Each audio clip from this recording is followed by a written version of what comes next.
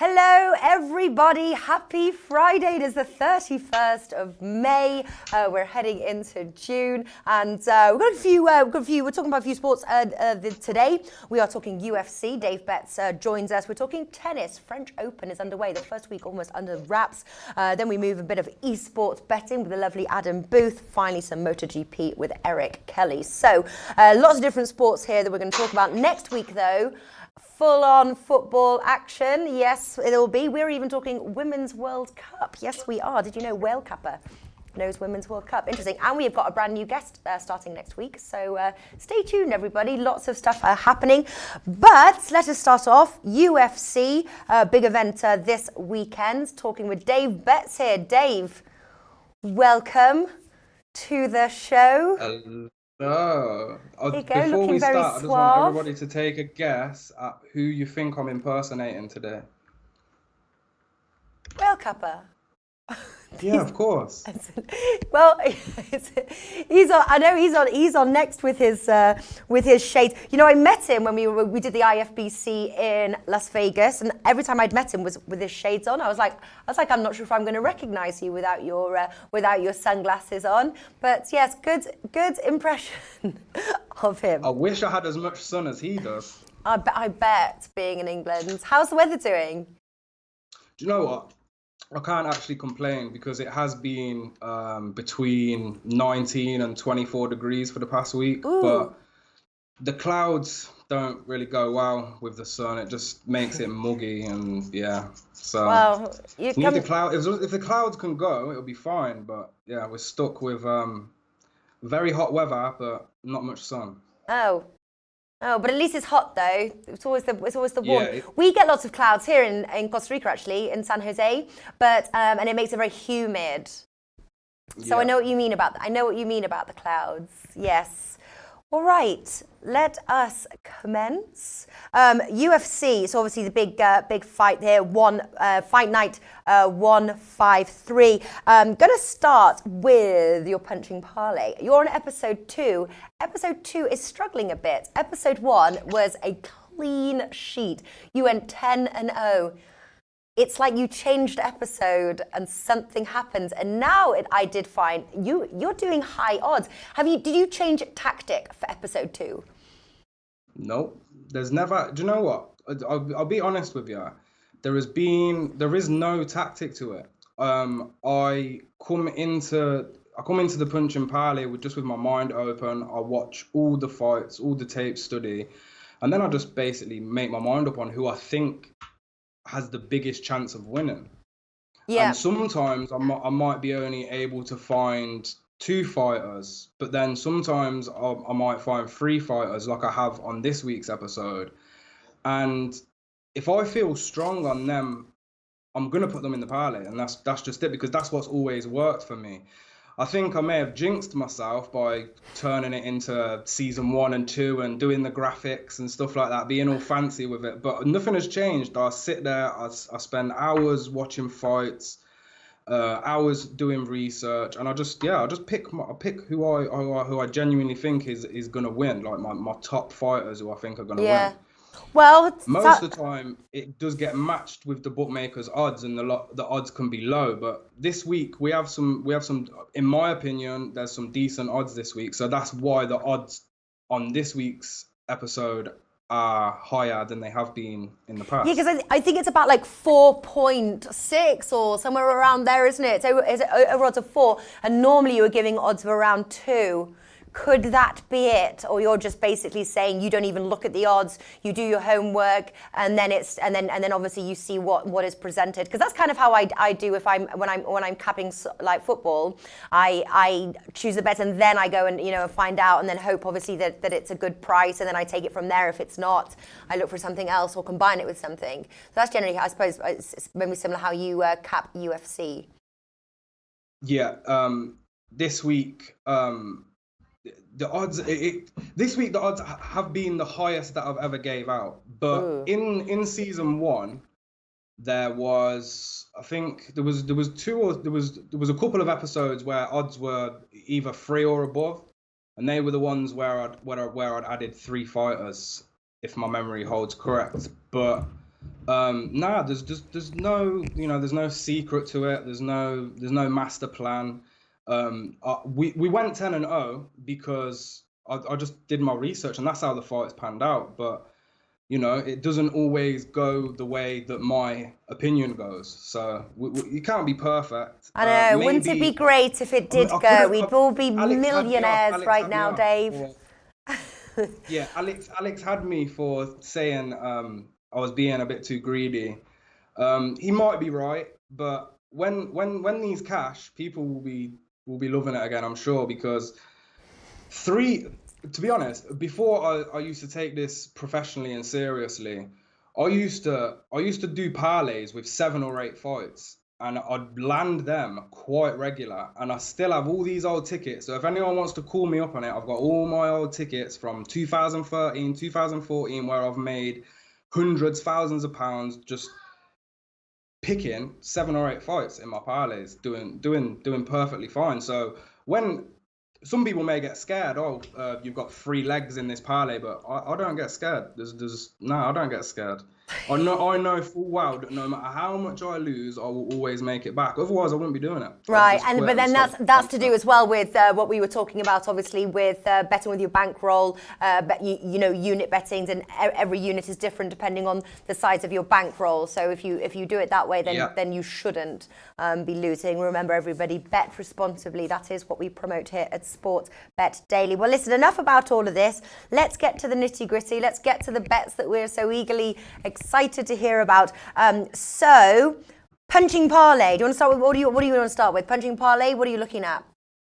Yeah, why not? We got 3 people on the punching parlay. The first, well, I'll start with the undercards first. The undercard, we've got Darko Stosic versus Devin Clark, and yeah, I don't feel like Devin Clark is gonna bring it how a lot of people seem to think he will, and the odds right now are 1.95. So if you're not even following the punch and parlay and you're just interested in making a bit of money, it might be worth just placing these as singles if you really want to, because the odds are good enough to do that.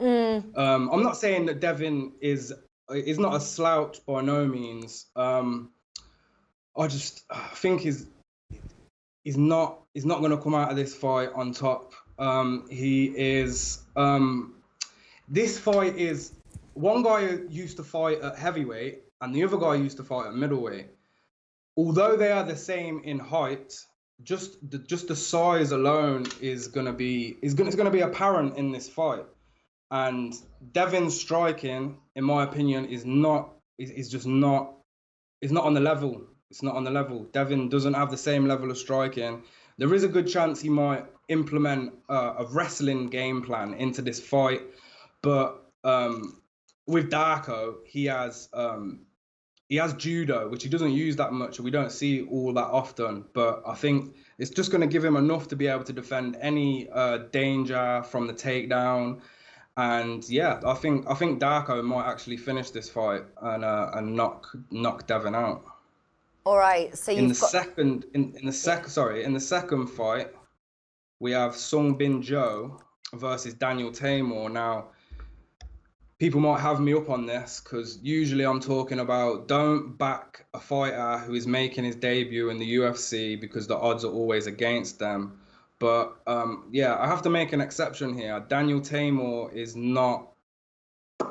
just not. I don't think he's UFC caliber. I don't think he should be in the UFC.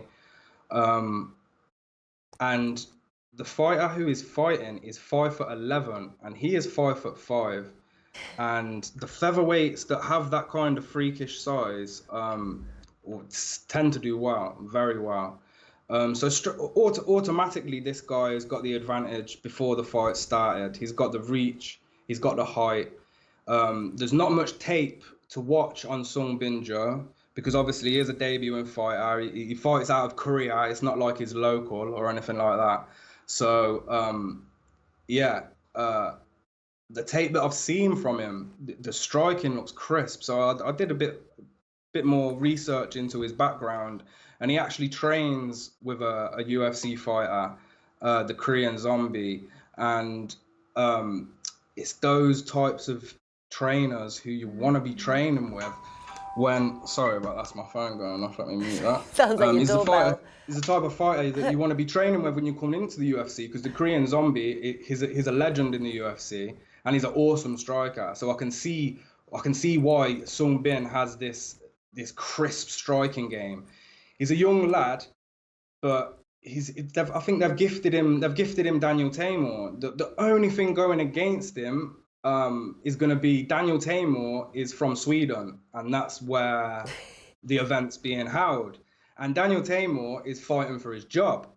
So there are two risk factors there, but I just don't think he's not going to have enough.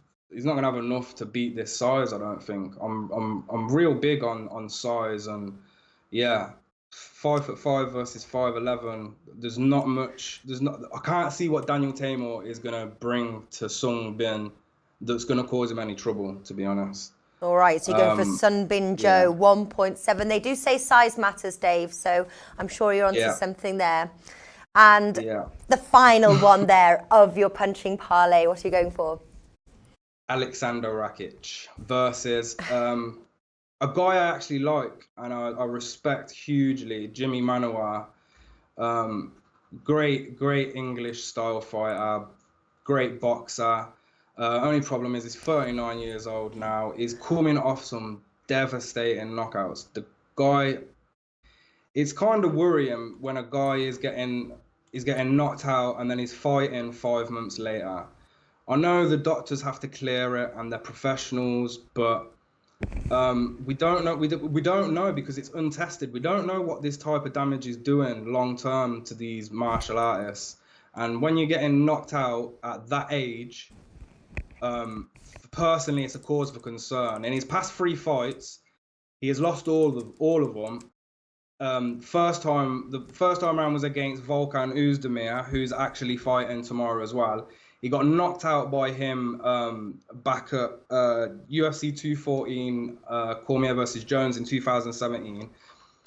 Then he came back again in 2018 and he lost a decision to a guy called Jan Blachowicz. And by the way, the fighters that I'm talking about, they're not no slouches. He is losing to the creme de la creme of the division. But now he's coming up against a young, fresh, once again, 6'5" fighter. And I think Jimmy's coming in at around 6 foot. It's not that he's small, but Alexander's definitely going to have the reach. He's going to have the size advantage. He's on a 10 fight win streak. He's had 3 fights in the UFC. He's won all of them. In his previous fight, he knocked out Devin Clark in the first round. And he's just a great prospect for Austria. And Austria don't have many fighters, but I think this guy is going to be the guy flying the flag for them. Yeah. And timing is everything, in my opinion. And I think this is a great time for Alexander to come in and give us another knockout. Yeah, all right. Now, Ken Peacock says the overseas UFC cards are dodgy because of the jet lag and the judges.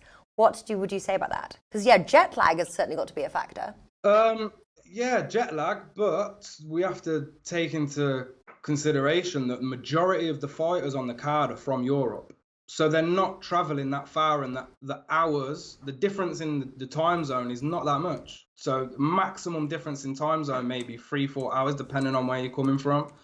As far as I can remember, I'm pretty sure there's only 2 or 3 fighters outside of Europe that are on this card, maybe 4.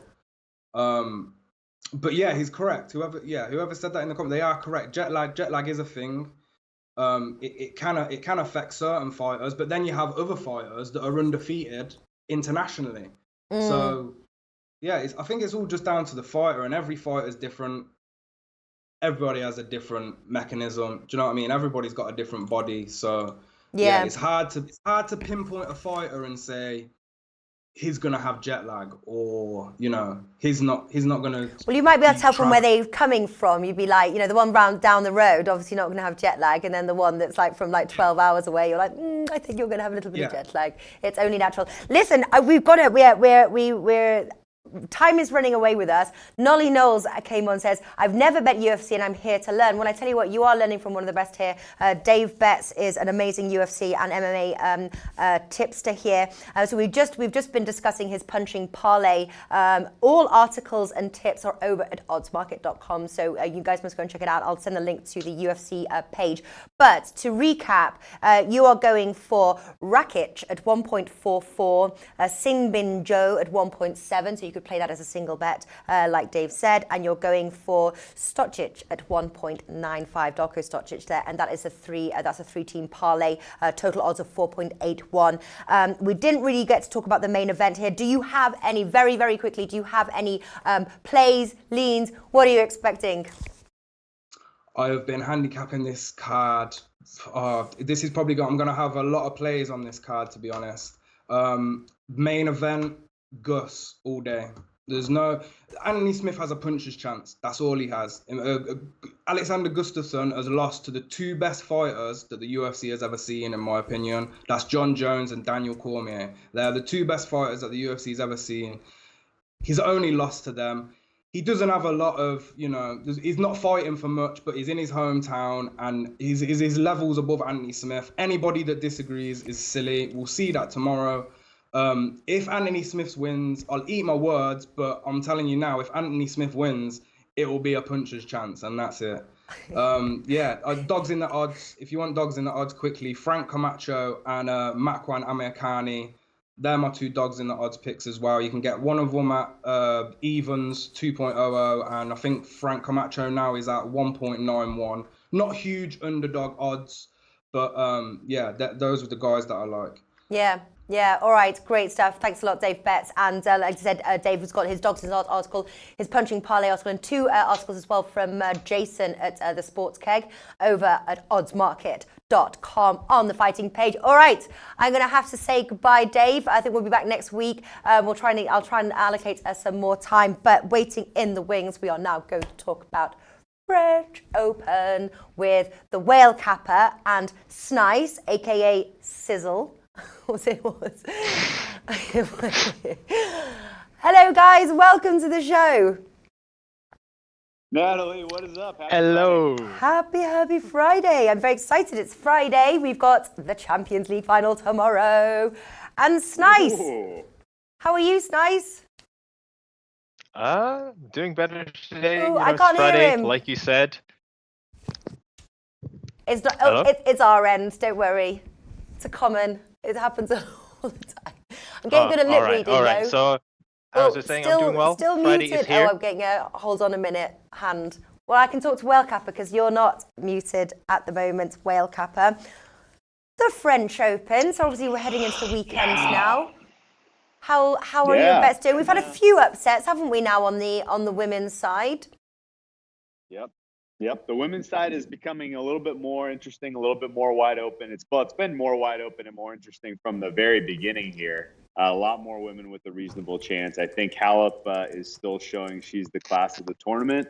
Although, Osaka is proven to be tough to beat. Yes. Serena might be getting into a little bit of shape. And that Osaka bet was a good one, wasn't it? Yeah. Yes. The Osaka bet was a banger. That one was a banger. But Osaka is showing her ability to be resilient. Even if things aren't going her way in a match, even if she's not giving us her best form from beginning to end, her ability to kind of be resilient and outlast her opponents is pretty spectacular. In these third sets, she just doesn't look touchable. And I would say that they're giving her a little bit more respect on the line for her next round's match here, but I think there's still value on it. I made it about minus 300 or so, and I'm seeing it in the high minus 200. So I think she makes sense as a parlay leg. I'm going to parlay her with Serena Williams and Madison Keys tomorrow. That's my favorite look on the women's side. I think that's a beauty of a treble. Gets you into plus money odds, and I think we're going to start to see the class of the women's field kind of distance themselves in round 3 and round 4 here as we head into the later stages of this tournament. we're starting to see kind of a separation. The women who have come on and upset and surprised and are here for the first time, up against women who have done well in this tournament in years past. I think they're going to have a tough time here in the next couple rounds. So I think you're going to start seeing a little bit of settling down of the field and some of the favorites cash over the next couple rounds on the women's side. On the men's side, not as obvious. Oh yeah, a little more drama. There should be some upsets tomorrow. Yeah, I think we should see some upsets. I think I know Snice, and I'm curious what Snice has for the Del Potro match tomorrow. I know you were high on Thompson. I thought Karlovic was going to be able to defend his serve well, but Thompson picked apart Karlovic's serve. No freaking problem, even though we felt like the court's been playing a little faster, but Thompson had no problem with that serve. And he takes on Del Potro now, who had to go 5 sets and maybe a little gassed, maybe a little tired. So what do you think, Snice? All right. Hello. Am I being heard? You are being heard. Everyone can hear you but me when I can't hear you, by the way. Everyone was like, we can hear him. Okay. Yes, it's just me. But welcome. And what do you think about the Del Potro match? That's an interesting match, actually. And as Whale said, I was high on Thompson yesterday. And he did go through and break down that Dr. Evo serve. And Del Potro had a knee complaint, which is the real concern because that's the injury he's been having struggles with, and that's kept him out of action for a long time now. And he was forced to go 5 sets, which he definitely would not have wanted versus the Japanese battler. But looking at this match, I don't think he will have any problems, actually, if he is fit enough. That is a big if. If his knee hold-ups, he has... he's not like Karlovic because he can still move really well across the court. He has thundering ground strokes, both on the forehand and even the backhand wing. And he's got the huge serve. And Thompson doesn't really have any weapons. He's not been this deep into a Grand Slam tournament before. And I think running into a very accomplished opponent at this stage will be tough for him. So as long as Del Potro's knee holds up, I would say he wins this in straight sets. What do you think about that, Whale? The conditional part about his knee holding up is what's got me kind of eyeing the dog price here. Possibility that all of the running around and Thompson kind of playing exactly the same kind of card, make him move, just try to grind him down, just try to get him into some longer sets than he wants to play. Try to steal. If he can steal an early set, then Thompson's very alive in that match because then he can kind of, dictate a little bit more. So sets 2 and 3, so I guess my look would be probably playing Thompson on the money line small, expecting that he's got a fighter's chance, a puncher's chance, as your last guest mentioned in the UFC. He's got a puncher's chance, but he's not my favorite of the dogs tomorrow. Martin Klizan is going up against Karen Khachanov of Russia. Khachanov is a kind of a favorite of the betting community. He's had a couple of nice results in his career. He's an up-and-coming guy, but he's dealing with back issues as well, and he lacked a lot of power in his last match that we saw. That is characteristic of when he's doing good. It is because he's being aggressive. It's because he's hitting with power. And if he's limited at all with his back injury, then Martin Klizan has a very, very good shot. Klizan's an underrated player overall. He's a little bit of a scatterbrain, which maybe makes things a little tough to want to support him vigorously. But he's got a nice dog price as well. And I think one of those two gets home, and they're both in the plus 250 range. So, should make for some fun drama on the men's side tomorrow. Interesting stuff. Who, Snice, you went head-to-head with Whale. Who won? Snice was I won. all over. Did you win? Wasn't really Congratulations. competitive. I wrote it down. No, it was a landslide victory this time. So what was it? It was It was a landslide. It was a landslide, in my opinion. I didn't think it was a competitive match. I thought Karlovic could have lost in straight sets. He did not look competitive at all. His serve didn't have the same bite that it usually does. And granted, a lot of why I thought it was, he had value is we saw in the first couple rounds that the surface was playing a little faster than it usually does. Roland Garros for clay in general is among the slower of the clay courts, which completely neutralizes when you really only have one weapon, which is your serve. So that would completely neutralize things for a player like Karlovic. But we saw, it was playing a little bit faster over the first couple days. Now that's come back quite a lot, I feel like, in the last couple days. So they're doing something better job of conditioning the clay, getting it back to sort of its slower characteristics, I guess. That should kind of, if you see guys who are kind of more typical clay specialists, I think they're worth a closer look in these next couple rounds. Okay. All right. I'm just looking at some of the odds of obviously Simona Halep. She's dropped now 3.75. We've got Anes, a regular viewer of ours, on the chat here. She's liking Simona Halep. Obviously managerless, doesn't seem to be causing her too many problems. Snice, do you think, but is she the woman to watch at this point? Although, like we were saying as well, Osaka is looking strong. I would still say that Simona Halep is indeed the woman to beat. She's still a fantastic mover. She has everything that she needs in order to defend her title here. But as you said, she is managerless, and Naomi Osaka has been catching some serious steam. She came back from a set and a breakdown to Azarenka in her previous match, and she's now prolonged her Grand Slam winning streak to 16 matches. And I think that's the most anyone. It's close up there in the record books. So she is on fire, and I wouldn't blame anyone that would want to put in an Osaka outright, because I think it's either Osaka or Halep that goes to the final there. And I think she's available right now at around 650 plus 550, somewhere around there, price-wise. So if you feel that Simona Halep might be in danger, then Osaka is definitely the way to go there. But I'm sticking still with Halep. All right. So guys, let us recap here. Obviously, we're going to be back on Monday, but let us recap the bets that you like for the next couple of matches here. Snice, start us off, men's and women's. What are your favorite bets that you've got on your cards? Favorite bet on the men's side is one that goes off tomorrow. It's Fabio Fognini that faces off against Roberto Bautista Agut. And Fabio Fognini, he didn't look interested in playing tennis to start off the year. He was on a serious losing streak, and you were wondering where his career was going. But then from out of nowhere, really, he just went and won the entire Monte Carlo Masters, beating Rafa Nadal in the semifinals. And he's looked good here in Paris. And he's going to face off against a Spaniard, one of the few Spaniards who don't like playing on clay that much. Bautista Agut is a flat hitter, and he hasn't done much on clay this year.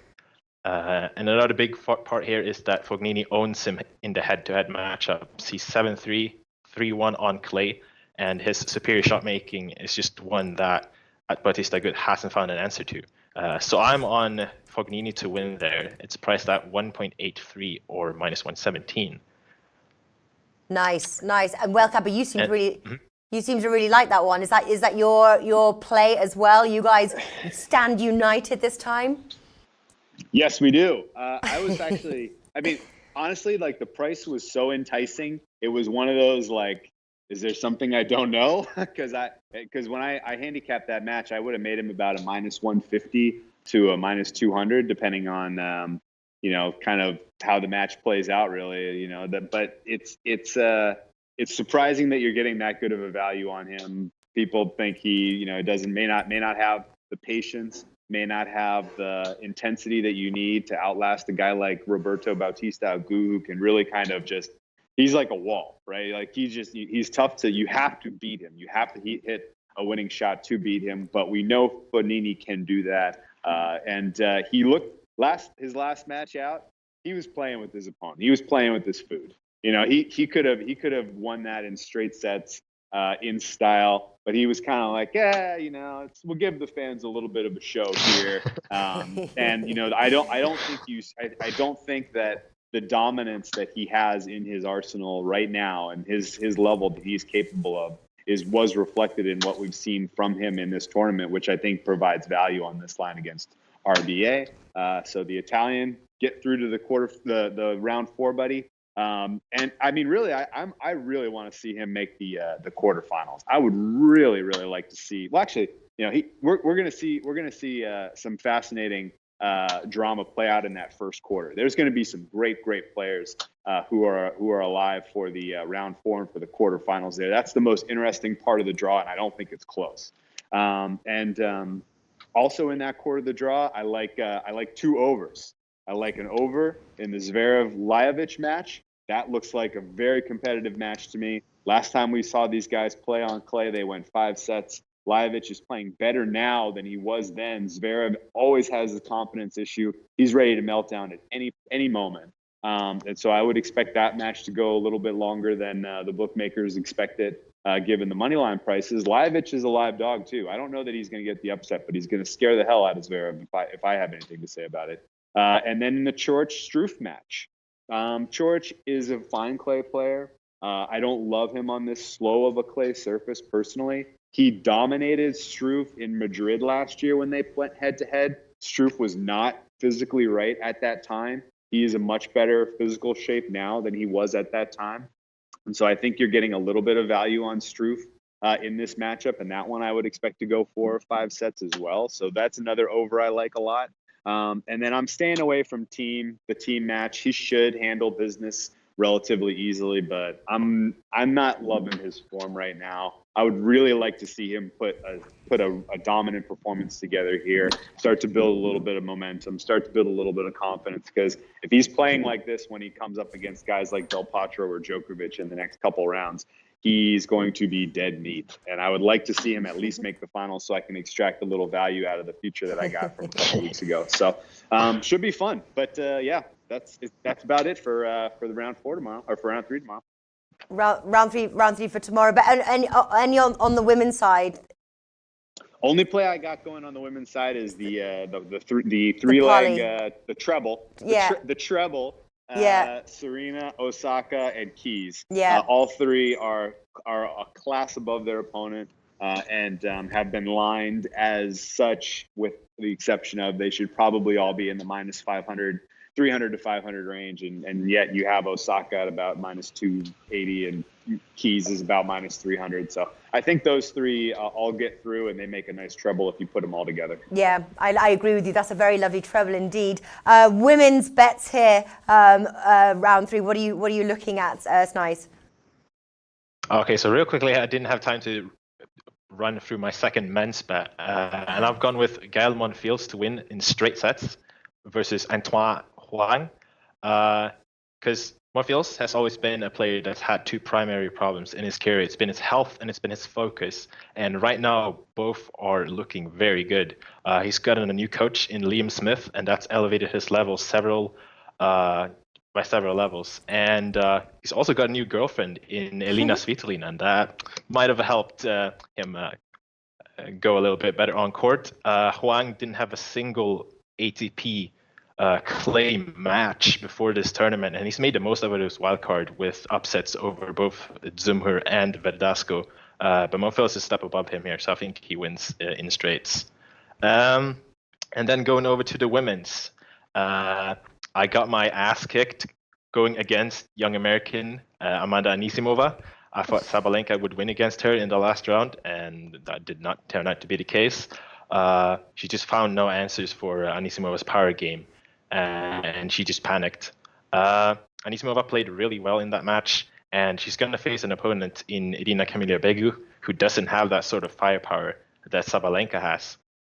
So I think just straight up, she'll just overpower her, hit her off the court, and I don't think it's going to be close. So I've gone ahead and bet Anisimova minus 3.5 games, and you can get that at 1.77 or minus 130.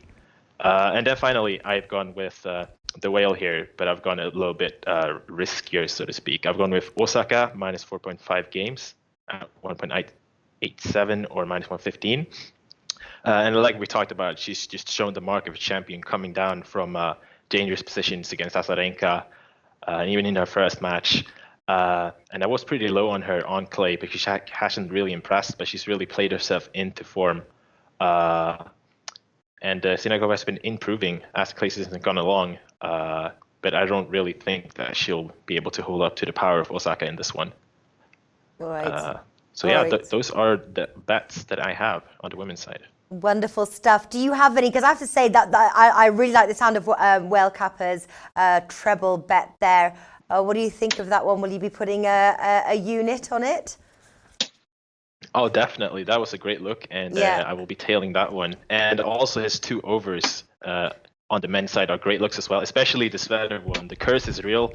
He can't win. He won in straight sets against Ymer, but I don't think it happens again.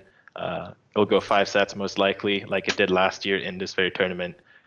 So yeah, definitely some great looks there. Yeah, fantastic stuff. And it's nice. I'm actually just on your Twitter page as well. You post your. It looks like you're posting all your plays here, and then obviously keeping a record of how you're doing. I know Whale Kappa as well does the same, plus many other sports. Can you believe it? He's also into Women's World Cup football. There is no end to your abilities, Whale Kappa. So at Snize Master, SNIZE Master, at Whale_Kappa, 2 fantastic tennis tipsters and people in general. Thank you very much, boys. Good luck. I'll see you on Monday. Thank you. Have a wonderful weekend. Best of Will luck. do. Have a great one, guys. Enjoy. Bye. All right, moving over to a sport that I probably know the least in, but luckily I'm in good hands here to talk to, and that will be esports, CSGO, with Adam Booth. I am learning on the job, so to speak. Can we pull up Adam, please? There he is. Hello. Flash did such a better job on this one, I think. I was watching him with the esports. I think he knows more, because he obviously is an old gamer, so he just needs to basically just come up to, refresh, yeah. Right. And I think afterwards, I think I even said, I'm like, and I said, God, you obviously, really know. He goes, oh, don't get me into another sport that, I think he bets on a few of them. So he's like, but I think he was tempted though. It's funny because he even said it. He was like, I actually, before we did the show, he said, I didn't think I knew anything. And then when I started to realize what, he was reading my article, realized what you're actually betting on, he realized he was part of sort of the pioneer community of one particular game, 15 years ago when he was injured. And it's just funny because you sort of, that's how I got started. Like I played some video games that are now really big in esports, like Counter-Strike, CSGO, what we're talking about today. And there's a huge sort of group of my generation that's the case. They're like, oh yeah, I know that game from a decade ago when I was a kid and allowed to play video games, all day, every day. But anyway, I was just going to say really quickly before we get started, a match is starting that we're about to talk about, but the play that I made was Vitality to win 2-0 against Furia. That is kicking off literally in the next 5 minutes, I believe. They're about to go live. So if people know what that is, it's Counter-Strike. The event is DreamHack. You're looking for a 2-0 at plus odds. I got it 2.2 at Pinnacle, but I believe it's like 2.0, 2.1 at like Bet365 and Bookmaker and all those places. So hop on it if you are an esports person or would just like or some not, or action. just you're in good hands. So jump on it, have a little bit of fun. All right. So just to recap, what's the bet again? Vitality to win 2-0. It's like two sets to 0 basically, like you would in tennis. So they win the first 2 maps. There you go. Jump on that one. Have a little fun. Dip your toes into esports betting. That's what we're here about, to broaden the horizon. All right, so we're talking about ESGO, and it's obviously Liquid now. I'm knowing their ones, but didn't they recently suffer a defeat? Will that knock their confidence? I know when we were talking, that's good for us who want to bet on Liquid because hopefully that's reflected in the price. Exactly. Yeah. So last week, you tuned into the one last week. So Liquid and 4 other teams that were at a tournament over the weekend in LA all flew over for a tournament starting in Dallas on this past Tuesday. And so it was really great because we got a good look. I had Liquid to win that one outright, and they lost in the final to a team that is about to play right now, Vitality. And part of why I find value in Vitality right now is because of how good that they looked over, 5 or 6 maps last week. So with Liquid, right now they've secured a semifinal position in that will be on tomorrow. But they still don't look like the world beaters, the number 2 team that should justify their their price every single game. So I've been trying to, I don't want to say fade, but definitely fade their price, because I do think there is some upset potential against them. I do think they're capable of dropping maps and sort of, I mean, I took FaZe against them yesterday on one map, and FaZe rolled them really in the first half. It was like Liquid weren't even present. So Liquid is still the outright favorites. I checked the price this morning, and they should still be the favorites, but I think it's too low for anyone to take at this time. All right. So out of Team Liquid and Unts, who has the greatest chance of success? I really like Ents. One, because the price is better. I talk about this, I just beat on this all day. It's the thing I think about the most when I'm betting anything. So I think Ents is very comparable to Liquid. I think they're capable of beating them in a best of 3. They have done it. They did it at the major, which was sort of the biggest upset, you might say, of the year so far, because it's at a major in a quarterfinal, and they were significant underdogs. And after that victory, Ents has sort of popped up on everybody's radar. And so I don't think Ents will be a big dog against Liquid if they meet in the final, but I know that they'll be plus 2.0, 2.1 at least. And given that their T sides are better, I think they have better communication. Team play, I think they're the better team, even though they might not have more firepower than Liquid. And their stats were really good both last week at the LA tournament and this week in Dallas. So that said, Liquid, you could say maybe they were a bit embarrassed. I mean, this is sort of us projecting, is Liquid more motivated to win a tournament in the States because they're American? Do they feel like, they need redemption? These are the sort of narratives that cappers like to write. Sometimes athletes will come out and say these things so you can say, okay, well, that is the way they're thinking right now. But on a team of 5 in which it's not a really huge tournament in the overall scheme of things, I don't think we can sort of pretend to know the motivations of 5 different players or 10 different players. Okay. So what sort of... Ents would be my play between the 2 of them if they meet in the final, to answer your question. Okay. Yes, that was my question. Thank you. What else are you looking at? So do you think though it's Team Liquid and Ents in the final? So they both got buys from the group stage all the way to the semifinals. So one, if not both of them, should be in the final. Now, I think the way the bracket plays out, let me just double check it. The way the bracket plays out, Vitality win tonight, they play Liquid tomorrow, and Ents will play the winner of G2 FaZe. I think Ents is far superior than both G2 and FaZe at the moment. I think maybe they could take a map off Ents, but I really see Ents making it to the final. Liquid should still be favored against Vitality, but Vitality just defeated them in the grand finals a week ago.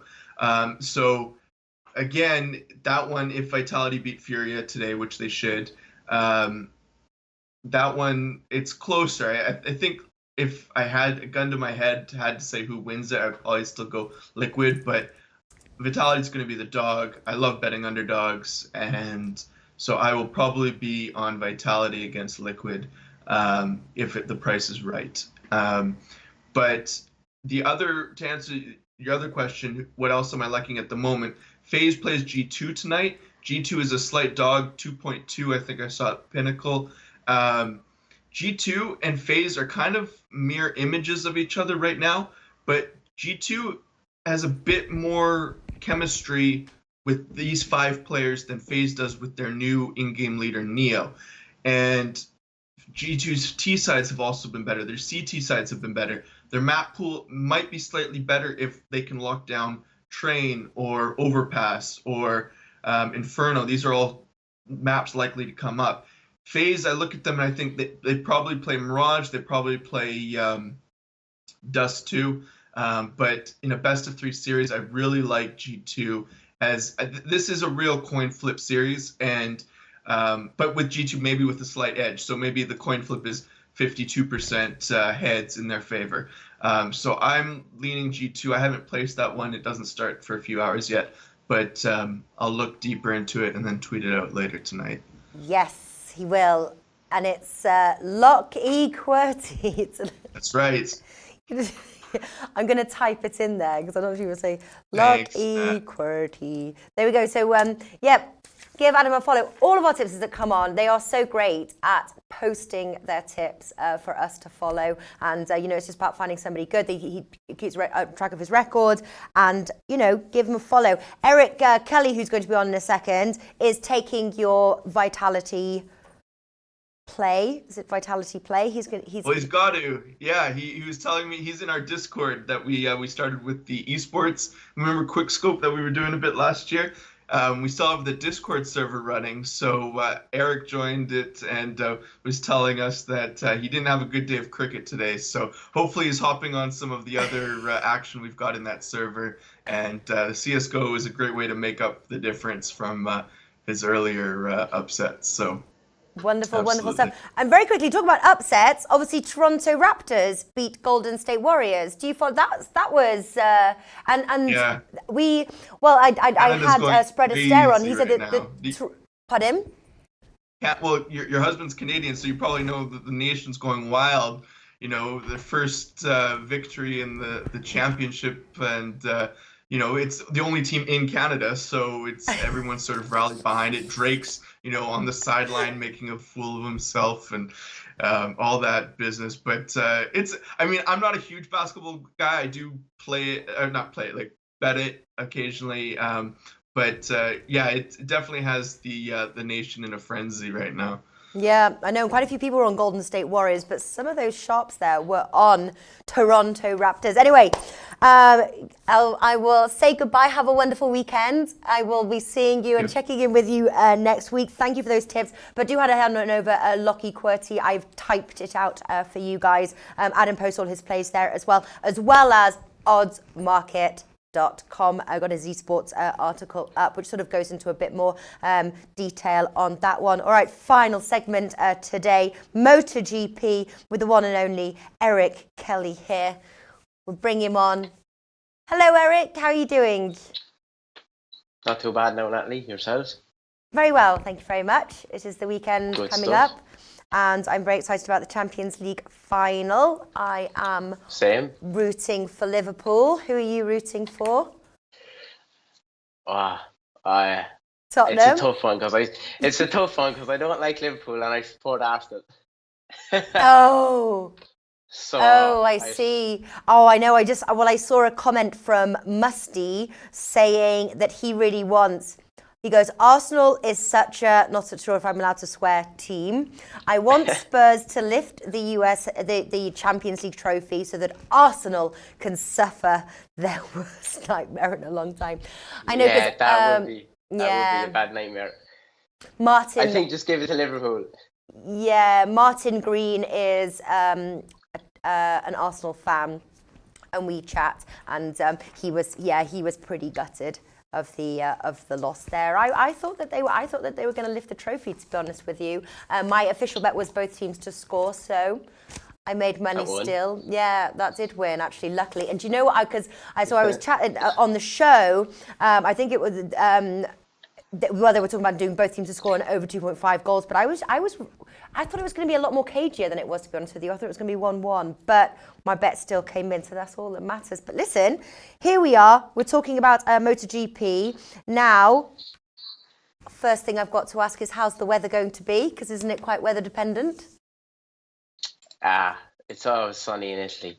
All right then. All right, so we got that one down. We know it's going to be sunny. I hope so. I didn't actually check the weather this Sunday because I just presumed it was going to be sunny. Because I've never seen, all the years I'm looking at this race, I've never once seen it rain. So I just there we go. Didn't check. All right, so it's going to be sunny. We can tick that one off the list. And next question, obviously, is what sort of track is it, and who does it suit? It definitely suits, like I said in my article, the Ducatis all day long. Because the Ducatis have, when it comes to driving in a straight line, Ducatis are much faster than almost every bike on the grid. They are the fastest bike on the grid, driving in a straight line. And that is why it suits them, because 1/5 of the track is essentially just a straight line from the end of the last corner to the start of the first corner. 1/5 of the track. So, and there is there's a few windy bits, but anybody shouldn't make up much time on them, and that's why I'm kind of, as you could think or see, leaning towards Ducati. All right, so leaning towards it. Is there value though in betting? Because I know that so you're a little bit like Craig Edwards in your approach to betting, and he won't take the favourite because even if the odds are quite tempting to us bettors that like to bet odds of like 2 or something, you're like, no, there's no value, so I'm just going to bet something else. Yeah. How is there value in betting Ducati? Oh, this week? Yeah, definitely. There is. Yeah, okay, cool. Because everybody loves Marc Marquez, so yeah, you just can't get enough of him being favourite. The one thing I said in my article is this is one of the best prices you'll get Marquez at all season. He's 9-4, which is not a bad price for Marquez. But like I said, the chances of him winning is probably huge. Realistically, I think maybe 3-1. Like, yeah, I think. So you're all in. You're still getting less value on Marquez, but when it comes to Ducatis, I'll tell you just my 3 picks now because I'm on. Tell us. Andrea Dovizioso, Ducati 11-4. I'm on Danilo Petrucci, his teammate, at 18-1. Oof. Which is actually unbelievable because I got him at 18-1 2 days ago, and he's now 6-1. So he is. And I'm on Jack Miller at 20-1, who has gone into 16-1. They're my 3 picks for this weekend. All Ducatis. All Ducati. All right, so clearly you favour Ducati. All right, well, there we go then. Those are the 3 picks. I'm going to see if I can pull it up real quick because I like to hear, here's your article.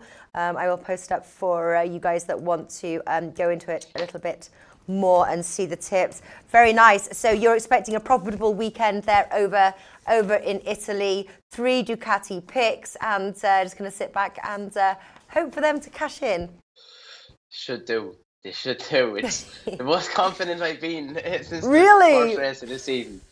Do you know, funny when sometimes the bets that I feel less confident are the ones that win for some reason, but hopefully that is not in your case, and especially because Ducati favours the Tuscany track. All right, wonderful stuff, Eric Kelly. You've got. What is your Twitter? It is the Oblivion Sports at Oblivion Sports, right? Yeah. At Oblivion Sports. At Oblivion Sports as well. That's it. Another wonderful tipster who posts all his tips for free on his Twitter account for you guys to check out. So give him a follow, take a look at his picks, and also give his article a read as well. I've posted the link there.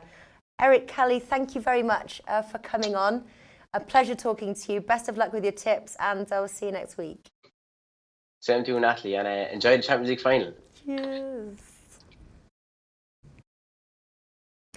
All right, guys, thank you very much for watching. We are going to draw to a close now, and give all our tipsters a follow on Twitter because they are we've searched high and low for these wonderful guys, and they really are both genuinely nice people, but also give fantastic tips as well. Give them a follow and join us next week. Tons of football, but also as well the sports that you know and love. Thank you for watching. See you next week.